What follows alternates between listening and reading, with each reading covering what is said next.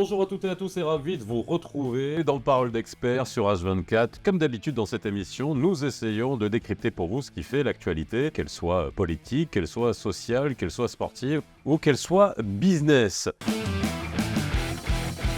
Il n'y a pas de bilan à faire. Ce qui est, c'est que le Maroc a avancé sur le plan de la reconnaissance des droits humains tels qu'ils sont universellement reconnus. Et les libertés individuelles font partie intégrante de la Déclaration universelle des droits de l'homme et du citoyen qui date de 1948. Et également, on a une constitution marocaine qui reconnaît les droits et libertés et l'égalité en droit entre les hommes et les femmes et les libertés individuelles. Il y a une place très importante, non seulement dans les libertés individuelles, mais dans le respect de la vie privée.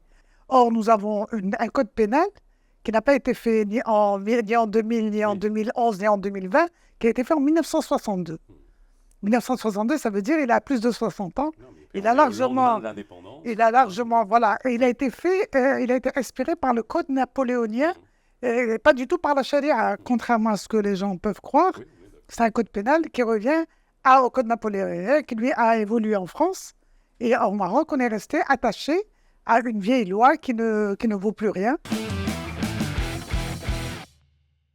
Alors, ce que je peux vous dire, c'est que tout d'abord, c'est extrêmement difficile d'essayer de garder une parole la plus honnête possible par rapport à ce qui se passe et qu'il y a eu une évolution. Les premiers jours, après la sidération de l'attaque du Hamas en Israël, il était pratiquement impossible de dire quelque chose en dehors de la condamnation de cet acte, mais sans du tout pouvoir contextualiser cette attaque terrible, mais il faut absolument la remettre dans un contexte historique. Les premiers jours, c'était pratiquement inaudible sur les plateaux.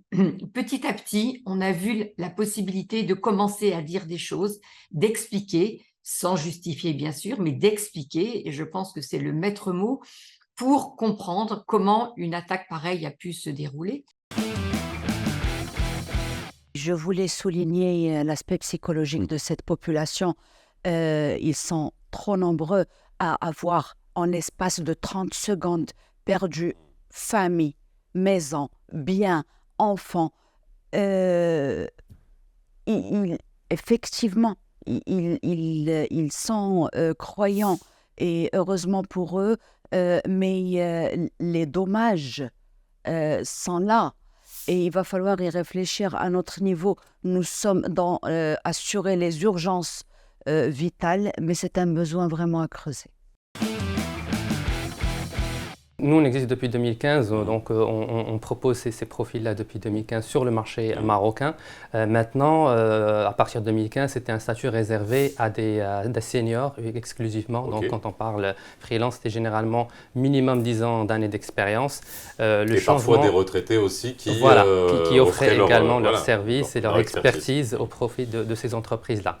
Le changement apporté par le Covid, c'est qu'il y a également des jeunes, des confirmés qui se lancent aujourd'hui dans le freelance. Pourquoi? Parce qu'il y a une pénurie sur le marché, il faut répondre à ces besoins-là.